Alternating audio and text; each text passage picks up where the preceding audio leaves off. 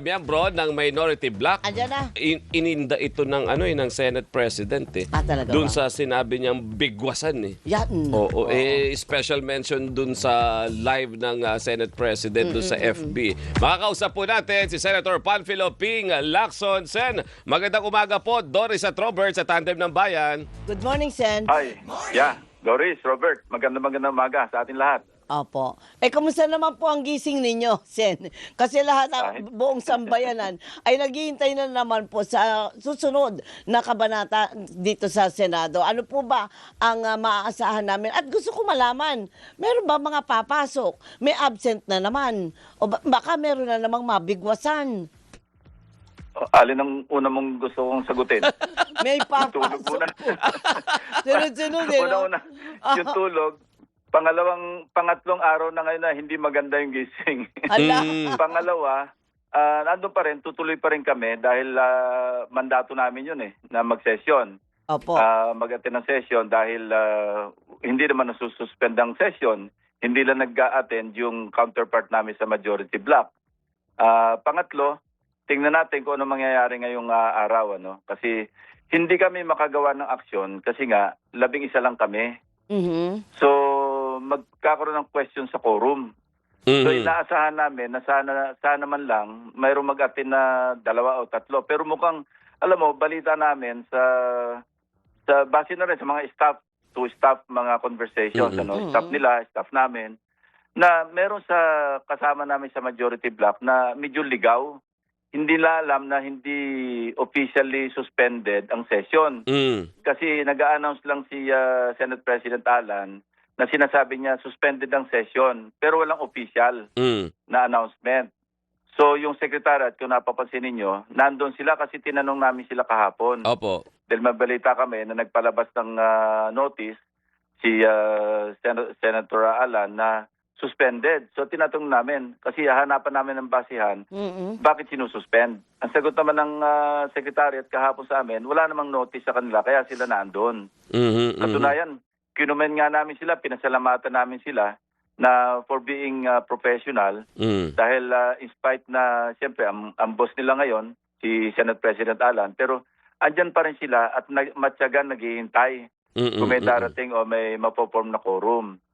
So, even si Secretary Joel, parang specially mentioned ko siya na Attorney Joel, maraming salamat dahil alam namin ipit siya pero just the same, he has remained to be professional for the past 2 days na nandyan siya. Kahit siguro utusan sila na isususpend o hindi darating yung majority. So, yun ang gusto namin linawin. Na sa mga kasama namin sa majority block na kailangan po mag-attend sila, parang ma-appeal kami sa kanila, sense of duty, magpunta sila kasi hindi po suspended ang session. Sinasabihin lang sila ni Senate President na suspended. Opo. Senator, paano po halimbawa kung ang 11 na minority present ulit mamaya, may dumating from the majority, sabihin na natin na 2. Ayan. So, 11 plus 2, 13. Kapag ganyan po, pwede po ba kayo at sabihin na natin halimbawa lang, wala ang Senate President, pwede pa rin po ba kayo na mag-start ng session kung walang presiding officer? Pwede. Pwede kami mag-designate ng presiding officer in the absence of the Senate President. Kasi sa rules, pag wala yung Senate President, automatic ang magpipreside o yung succession, pro temp. Kung wala yung pro temp, yung majority leader. Kung wala yung majority leader, maski sino sa 2 deputy majority leaders. Kung wala sila lahat, whoever may be designated by the Senate President. So halimbawa meron 2 taga-mayorya na nandun. So may quorum kami, 13. At ayaw namang mag-preside. Pwede kami mag-designate sa floor kung sino yung pwede mag-preside dahil constitutional itong duty na ito. Hindi ito yung sa amin lang rules. Opo. At hindi pwedeng masapawan ng rules of the Senate ang konstitusyon. So pwede kaming mag-hold ng session dahil 13 kami. Okay, Maski nga 12 actually kasi for purposes of quorum dahil sa ngayon, di ba, valid 22 na lang kami. Anyway, kung sinabi mo, kung 13, we can open the session, i-convene, at magkunda kami ng business. Pwede which rin is the right kayo- thing to do. Opo.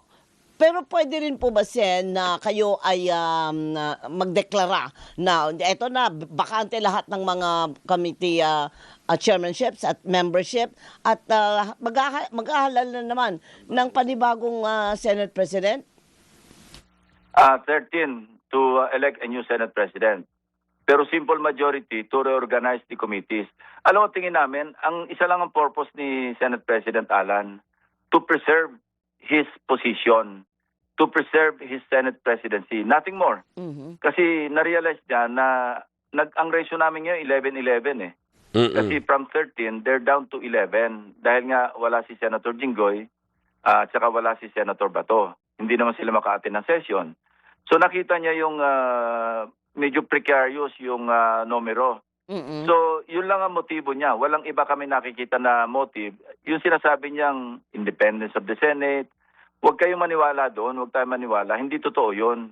Kasi ang independence ng Senate, hindi pwedeng mas mataas pa kami sa batas. Oo. Di ba? No Oo. one is above the law. Tapos kung ang independence of the Senate, tinatranslate niya doon sa hindi pag-adhere sa rule of law. Kasi rule of law yung umiiral kay Senator Bato at saka si Senator Jinggoy. Maliwanag yun, walang argument doon na ang umiiral na sumasaklaw sa amin lahat, sa atin lahat, rule of law. Kasi hindi naman namin madidiktahan yung ombudsman na mag-file ng information. Wala naman makapagdikta sa Sandigan Bayan na mag-issue ng warrant. Senator Bato, hindi naman madidiktahan yung ICC na issuean siya ng warrant. Correct. So talagang isa lang yung kanyang motibo, napakaliwanag, selfish, napaka-selfish. Opo. Kaya alam mo, Doris, Robert, Opo. where else can you find a Senate President who is spearheading a boycott, continuous boycott ng mga sessions ng chamber na siya mismo dapat nagpipreside, no? Pagkatapos, magpi-privilege speech siya, sabihin natin privilege speech o nag-i-speech siya sa Facebook, hindi Opo, sa Senate opo. floor, na kung saan pwede namin siyang interpellate. So anong klaseng Senado ito? Anong klaseng leadership ito? Di ba dapat kung gusto niyo mag-speech, doon sa floor, para i-open niya yung sarili niya na pwede namin siyang tanungin. Ano nangyayari sa Senate, Oo. on many issues, kung ano yung itatakil niya sa kanyang privilege speech, pwede namin siyang tanungin. Ang problema, sa Facebook siya nag-i-speech eh. Oo, kaya hindi kayo makakapagtanong. Pero, Yeah. Sen, Kaya nga, what a kahapon- mess, di ba? Yes. Kahapon po, Sen, pinalutang yung, dereliction of duty. So kapag ka po ba ngayon ay wala na namang umapir sa kanila, sino ang po pwedeng magreklamo o tama ba reklamo mag-file ng complaint na itong ginagawa na po nila pang third na, no? Kung. So pasok na ito sa dereliction of duty? Tama yun, plain and simple. Talaga dereliction of duty kasi meron kami duty to perform na hindi nila ginagawa. So, alam mo, ang nagbabound sa amin, disciplinary mechanism namin is yung ethics committee. So, any citizen of this country pwede maghain ng reklamo against whoever Oo. na merong, sa nakita lang, merong sufficient basis na ireklamo. Tulad dito, maliwanag. At saka, alam mo, hindi lang ito biro-birong offense, dahil dereliction of duty. Alam mo, nag-take kami ng oath, di ba? Para bang i-perform namin in accordance with the Constitution and existing laws. Oo. Magpe-perform ng duty pero hindi ginagawa. So, alam mo, nananawagan na lang kami sa mga ibang kasamahan namin sa majority block kasi baka ligaw sila, tulad ng sinabi ko kanina, na sa instruction ni Senate President na suspend, kasi gano'n ang umabot sa amin kahapon eh. Mhm. May instruction ng Senate President na suspended ang session. Pero hindi niya magawang official. No? Opo. Nikki, hindi niya magawang official. Gawin niya yung official notice na sinuspend niya yung session. Ayaw niyang i-document. Sinasabihan niya lang yung mga staff ng mga senador, suspended yung session. Pero ang totoo, hindi suspended. Kaya nga kami nandun, wala kami notice dapat meron din kami notice na suspended. So hindi niya magawa yon kasi i-document niya yung kanyang kasalanan. Opo. Senator, Tapos, pagkatapos Go ahead po. mag-session, nandiyan siya sa Facebook. 2 araw na kami nag-session. 2 araw siya nag-privilege speech sa Facebook. Ano yan? Anong klaseng leadership yan? Opo. Senator, dun sa Facebook niya, ang sinasabi lang naman niya, kaya lang daw walang quorum kasi nga para daw matuloy yung hearing bukas ng Blue Ribbon sa flood control. Meron po ba talagang attempt coming from the minority na pigilan, wag matuloy itong pagdidig na ito? Kahit after your press con kahapon, yun pa rin po yung binanggit niya nung nag-Facebook Live ulit siya na sabi bakit si Senator Panfilo Lacson kino-question yung composition ng minority sa Blue Ribbon samantalang yung ibang committee na nag-hearing, hindi naman nila kinwestiyon yung composition ng minority doon. Bakit? What is special with the Blue Ribbon? Robert, hindi ko question. Sumulat ako sa kanya, kinaklarify ko kasi nakita ko yung pangalan ko sa notice Opo. na merong hearing. Mm-mm. Automatically, ginawa nila akong miyembro. Hindi pa ako sigurado, hindi pa ako nakadecide kung gusto ko mag-member ng Blue Ribbon Committee. Ba't niya ako isasama doon? So, sumulat ako sa kanya, copy furnish yung chairperson, si Senator Pia, pati si Senator Marcoleta, dahil siya yung designated na subcommittee chair. Opo. So, hindi ko kinu-question, kinaklarify ko lang. Bakit nasama ang pangalan ko rito? Wala pa naman akong sinasabing intention na gusto ko mag-member ng Blue Ribbon Committee. Pangalawa, hindi pa nga kami nagsasabit, hindi pa kami nag-uusap-usap sa minority kung sino yung isasabit namin pangalan na mag-member. So hindi ko kinu-question. Again, prevaricating siya. Minamali niya yung interpretation. Ang sulat ko sa kanya, maliwanag, please clarify kung bakit ang pangalan ko nakalagay as member. Hindi ko kinu-question, much less, hindi ko kinu-question na mag-hearing sila. For all we care, mag-hearing sila kung gusto nila, maski illegal. That's infirm, legally infirm because hindi pa nga fully constituted ang Blue Ribbon Committee. Wala pang designated representatives ang minority bloc. Opo. So paano ka magpapadala ng notice? Kung gusto niya, mag-hearing sila, huwag niya kaming involved na pinadalan kami ng notice kasi wala pa kaming sinasabit ng miyembro. Katulad ng mga ibang committees, hindi lang Blue Ribbon. Mga ibang committees, wala pa rin kaming membership kasi nga, nawala ng session Opo. Tama Kaya po. mali yun, nagsisinungaling siya, plain and simple. Na kinu-question namin, wala nagku-question. Maski legally infirm, and not in accordance with the rules. Ang pagtawag nila ng subcommittee, dahil yung subcommittee, yan, sa plenaryo yan na dinidecide na mag-form ng subcommittee. Hindi rin na-approve sa plenary. Hindi pa naman approve yun. So, maski yun, merong, sabi ko nga, hindi legal. Wala nagko-question, ituloy nila kung gusto nila. Ano bang kinakatakot namin para ituloy niya yung hearing? Sila magmumukhang tanga doon kasi mali yung ginagawa nila, hindi kami. Ulitin ko, nag-clarify lang ako sa sulat ko, hindi ko kinu-question. Kung nagsisik lang ako ng clarification, ba't yung sinama pangalan ko dyan? Una-una, wala nga ako intensyon na mag-membro Ayaw nyo na, Sen, ng Blue Ribbon? Sa ngayon, yun ang nagsabi na ako kay Senate President dyan. Na dati sabi ko, kung sakali magkaroon ng reorganization, parang ayoko na maging member ng Blue Ribbon Committee. Pero wala akong desisyon. Kasi, alam mo, collegial yan Kung mapagkasundo namin sa minority, hindi, eto yung mga representatives natin, baka pwedeng, baka pwedeng pag-usapan nila ako na dati akong chairman, baka pwedeng mag-member. So, ang sinasabi ko lang, as of now, kung ako lang masusunod, ayoko mag-membro. Pero kasi maraming members yan 70 ng members dyan Opo. Plus yung mga ex-officio. Ex-officio. So sa 17, pag hinati mo yung 17, malamang yan, 9 and 8 yan. 8 sa minorya, 9 sa majority. Kasi very slim ang margin ng namin ng difference ng numero So sa 7, kung halimbawa pakiusapan ako ng mga kasama ko, baka naman pwedeng i-reconsider yung decision. Hindi ko masagot pa sa ngayon na talaga absolutely or finally ayoko. Kasi collegial kami, gagalang ko rin yung opinion ng aking mga kasama sa minority. Ayun. So wag niyang sabihin na wag niyang ilagay yung pangalan ko doon kasi wala akong desisyon kung gusto ko mag-membro o hindi. Opo. Yun ang kabastusan. Ba't yung isasama yung pangalan ko doon? Opo. Hindi naman ako member. Parang lahat po ata ng minority senators nilagay yung name doon. Kasi partner, di ba, Sen, ang Hindi, stand... 7 lang kami. Actually, 7 plus minority leaders. So, bali 8. Bali 8 from the minority. Siya na namili. So, dalawa sa amin, hindi magiging miyembro. Opo. Oo, kasi partner, di ba, Sen, dapat yung composition ng bawat committee partner, yung chairmanship, Kung may Yung mga vice chair ganyan, pa oo. yan, yung mga members from the majority, members from minority, ini-elect yan sa floor, sa plenary. Correct. Oo. Before sila, Correct. kapag na-constitute sila doon sa plenary, tsaka sila pwedeng magsagawa na ng business nila. Kayon, ganun. Correct. Yun naman pala ang Para proseso. rin yung ano eh. Oo. Para rin yung sa Committee on Rules, di ba? Kaya kinu-question ko, maliwanag yung Rule 24 sa Rules of the Senate na may referral na sa Committee on Rules, yung pagpa-amend ng aming rules. Bakit biglang ite-take up sa plenaryo? Ang jurisdiction niyan, nasa Committee on Rules na hindi pa na nga na-constitute. So niraramdam sa throat namin na hindi, palitan na, i-amend na natin, divide the house, paulit-ulit siya. Di ba nga ako ang nag-interpolate? Opo, Pinipilit opo. niya yung Rule 136 na pwedeng i-refer sa plenaryo.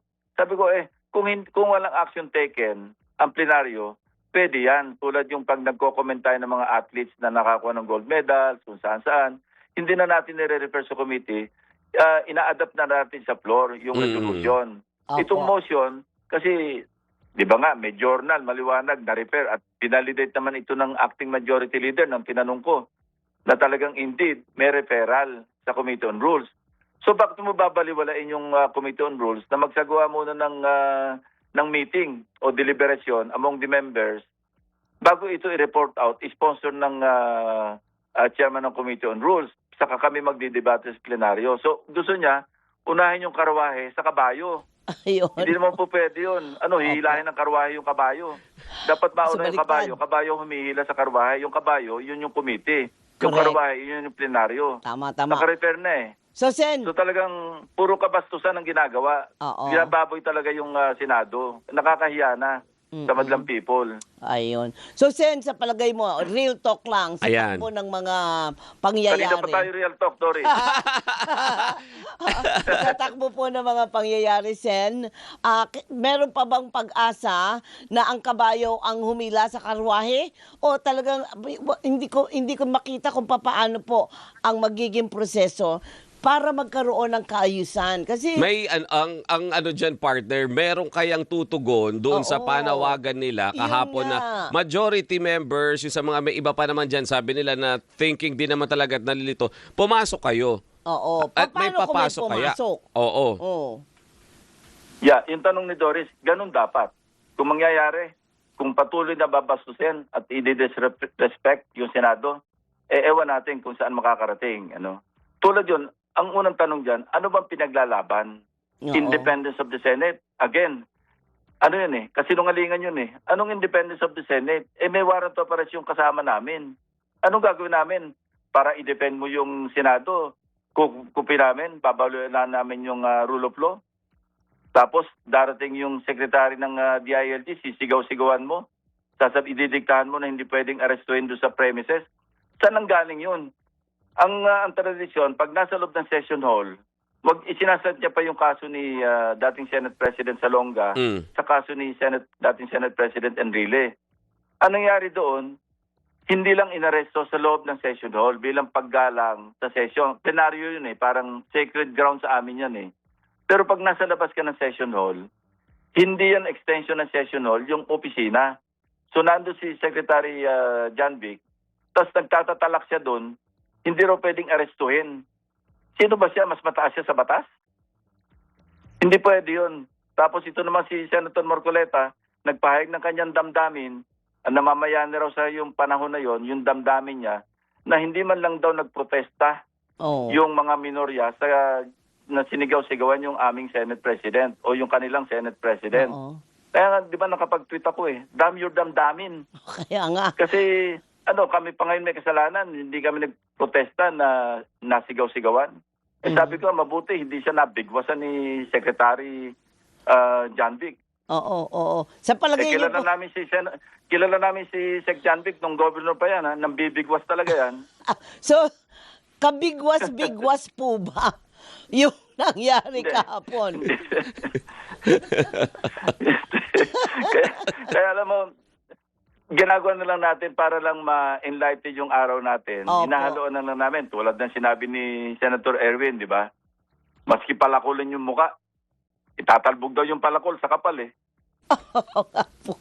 Pero sinabi niyo nga po, di ba? Kaya nga alam mo, dinadanasan niya para Opo. ma-lighten up ng konti kasi kung serious kami lahat, baka magbabag-babag kami doon lalo nakakahiya. Okay, okay. So mamaya aabangan natin po, Sen, yung mangyayari kung may papasok ba. At kapag kami pumasok, ano ang next scenario? Pagka may pumasok at Pag may pumasok, may quorum kami, May quorum. magkukonda kami ng business. Mm. At pwede naming, marami kami pwedeng gawin Yung mga nakabinbin na third reading na. Sayang. Kasi magsisinidji kami, nakabinbin yung mga third reading. Papakinabangan ng mga farmers kasi meron kaming pending na nasa period of amendments na yata. Meron kaming pending na third reading. Oo. Yung waling-waling ni batas ni paano Senator Loren. ni Senator Ligarda. Oh, yung sa patient na hindi pwedeng i-hostage. Anti-hospital Ang laking detention. bagay yun sa ating mga kababayan. Yung kay Senator Risa, di ba, sa Committee on Health. Opo. Kasi pumayag naman sila, si Senator Alan noon, na i-hold over na muna. Kasi nakapending na. Kung ibabalik sa komite, maantala. So sayang yung mga batas na yun Hindi pa yun. May tatlong alam namin na military colonels or captain ng Navy na magbe-birthday na. Ayun. Kailangan Paretiro ma-confirm na. ng CA. Oo Oo. eh. Alam mo, pagka hindi na-confirm yun na on time, madidisqualify na yung mga yung kawawa naman. Oo. May at interim na sila o may nomination na sila. Nomination for that matter kasi naka-session kami. Opo. Pag ito na bypass, hindi na sila mapopromote. Isipin mo dagok sa mga pamilya nila na qualified yon, Kaya na nga. vet na yon ng board, promotion board ng AFP. Pagkatapos dahil lang sa ganitong ginagawa ng Senate President, hindi na sila makaka-avail ng kanilang promotion. Mm. Yun ang napakapangit Alam mo, dahil lang sa personal, ang daming apektado. Oo. Alam mo, naawa kami doon sa... Oo. Kasi abutin na sila ng less than 1 year bago sa promotion. Under yung sa batas, hindi sila qualified.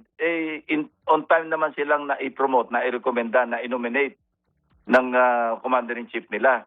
Pagkatapos dahil lang sa ayaw mag-conduct ng session, ayaw tumawag ng regular session at hindi makapag-convene yung CA, dahil sa ambisyon lang, dahil sa paghahangad lang ng nag-iisang tao. Tulad ng ginawa niya sa House, di ba?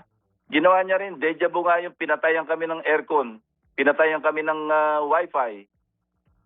Opo. Ginawa niya na rin yan sa House nung yung term sharing nila. Correct. You know, So, Sen, pangit, napakapangit sa mata ng ating mga kababayan at Tama. saka sa buong mundo. Tama. Sabi ko, maghanap ka nga ng Senate President na siya pa'y nag-spirit ng mag-boycott doon sa regular session na dapat siya nagpipreside Hindi ba Opo. kasuklam-suklam na yan? Mhm. Kaya kami mismo nagkaisa-isa kami kahapon. Manawagan na lang tayo mag-resign siya kasi hindi siya tumutupad sa kanyang tungkulin. Correct. Yan po ang panawagan. Pero last question na po mula sa amin ni Robert. Sen, kung sakaling nanonood po o nakikinig po si Senate President APC, meron po ba kayong mensahe para sa kanya? Ang mensahe ko lang, ito yung totoong the Senate is under attack. Pero by its own leadership. Yung sinabi niya noon, Senate was under attack. Ano Oo. yon? Figure of speech niya yun. Pero ngayon talagang yung Senado is under attack. Pero ang nag-a-attack sa amin, yung sariling liderato ng Senado. Yun ang malungkot. Mm-mm. Senator, binabanggit din po ng Senate President lagi na Oo. hindi siya papayag sa isang Senado na hawak sa liig. Kapag ba kayo ang nagbalik ulit as the majority group, ganun ba ang nakikita niya? Meron bang Or ganun? may ganun Oo. ba na issue na may magdidikta sa inyo? Sariling imagination yan Ginajustify niya lahat yung kanyang kamali ang ginagawa. Yung kanyang pambabastos, ginagawa niya lagi ng justification. Yun nga, sabi ko, babalikan ko, saan ka nakakita ng Senate President sa Facebook nagpi-privilege speech? Hindi sa plenaryo. Sino kasi ang mag-interpellate sa kanya doon, mga trolls niya Yun lang. Oo. Pagka Mag-speech ka sa plenaryo para ma-interpellate ka. Oo. Oo. Ikaw dapat ang huwaran kasi ikaw ang Senate President. Set the example. Set the right, the good example. Mhm. Ang sineset niya example, masama Kaya nga nagtataka rin kami, nananawagan kami doon sa aming mga kasama sa majority block. Sana, umiral sa kanila yung sense of duty. Kasi nadadala sila or naliligaw sila sa announcement sa kanila ng Senate President na suspended ang session. Hindi po suspended ang session. Kaya po kung pwede mag-attend po kayo kasi duty natin na mag-session. Kaya na po sa ating mga kababayan ang ating ginagawa. Nakakagulat din, partner, Sen, yung pagbibigay alam sa atin na 25 million a day ang nagagastos para lang dyan sa aktibidad sa Senado. 25 a day. Coming from the former Finance Committee Chairman, si Senator Sherwin Gatchalian, alam niya yung mga numero. Kasi binuo niya to kung magkano yung total budget, annual budget ng Senate. Siyempre, binibad niya yan per day. Pero kasama na lahat doon, kuryente, tubig, wifi, yung mga expenses, mga sweldo ng staff, lahat-lahat naman yon. Kasi yung staff naman namin, libo rin naman yung mga staff dyan sa Senado eh. So malaki yung malaki yung figure, 25 million a day. Pero pagka kinumpute mo rin yon at kinalat mo sa buong operation ng Senado. Hindi naman ganun kalaki talaga kung tutuusin. Kung per capita pag-uusapan. Oo, kasi pero tama yun. Pero ang bottom line, kung 25 million a day, magtrabaho tayo. Oo, nasayang. Nasayang, di ba? Kasi yung mga committees, di ba, yung mga empleyado, bawat empleyado, bayad, sweldo, ang mga bawat senators, di ba? O ganun, Wala naman ganun yung tayo talagang computation. problema sa ganyang klaseng kalaking halaga. Kaya kong abonohan yan, Senator Lacson. Alam ko, Doris, kaya mo abunuhan yan. Kaya lang, dapat mayroong resulta. Oo, di ba? Dapat may trabaho. Alam ko, kaya mo abunuhan, may sukli ka pa. Ay, nako. Ay, Sen. Umasa tayo na magkakaroon ng sesyon. Dinggin ng Senate President yung panawagan na pumasok ka sa Senado, yung majority na pumasok din para makita naman ng taong bayan na ibalik naman natin yung dating kinang ng Senado. Oo. Alam mo, si Senator Alan, matagal na namin kilala, matagal namin kasama. Magaling siya sa debate. So doon siya humarap sa amin, doon siya mag-speech para ma-debate namin siya. Opo. Hindi yung sa Facebook, puro Facebook eh. Pwede naman daw po kayong mag-comment. Or mag-join daw doon sa... Comment below. Okay, Diba? Magpalo. Magpapalo na lang. Follow ka muna. Tapos makita mo si Sen Lacson sumasagot doon sa comment section. Nag-emoji pa. Oo. Sen, abangan po namin kung anong mangyayari mamaya at maraming salamat po sa inyong oras, Senator Thank you, Pantilo. Thank you. Maraming salamat po at mag-ingat kayo. Stay well, Stay well. You too, sir. Thank you, sir. Thank you. Si Senator Panfilo Ping Lacson, miyembro po ng Senate Minority Bloc. Ay, Alam mo gusto ng taong bayan yung topic eh. Daming nanonood, daming nakikinig. Ilan tayo sa 25 YouTube? million agad, Wow! Di ba? Million kasi meron kang radyo, meron kang cable, meron kang social media. Lahat na doon sila, napakarami. Oo. Social media na